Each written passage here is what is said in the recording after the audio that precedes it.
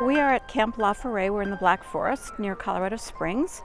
And this event is called Next Page, and it was for grieving adult family members of grieving kids.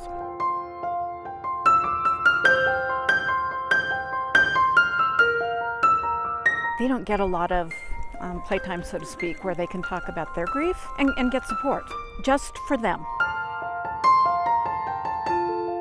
I always say I'm not a single parent, I'm an only parent. We've been really talking in depth about our grief and dealing with the loss and how our children are dealing with the loss of someone very important to us. My children are 16, 13, and 11, and they've had a hard time. Especially my daughter, because her and my father were very close. I'm here today remembering my husband, Dylan. He was 39 years old when he passed away, and he passed away from cancer. A couple died from cancer. One was hit by a drunk driver while he was out on his bike and died instantly. And one was a death by suicide. I am here honoring my late husband, Daryl. In my everyday, I feel like I'm the only one going through this. Even though knowing that I'm not, I still feel that way. Just to be able to talk about the things that we're sad about and our fears, but also being able to laugh together about the "Don't you hate it when?" Oh, great. We're all women and we're all widows, and just of course this type of conversations where there's a room full of people that can chime in is very unique. And so I would hear, how are the kids doing? Oh, well, they're so resilient. Kids are so resilient. We talked about some universal realities of death, some things that kids might experience. A lot of times parents are frustrated because their kids aren't talking to them, and kids have to invite us into their world. And so we talked about ways that can happen for them.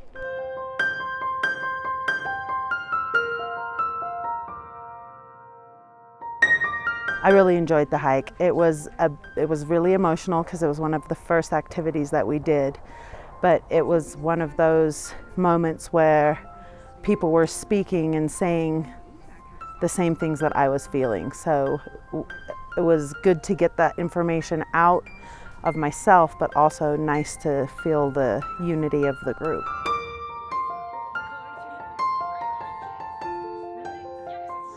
We made luminary jars, and we had a phenomenal luminary ceremony last night. Decorating a candle and lighting it and having a ceremony in honor of my husband.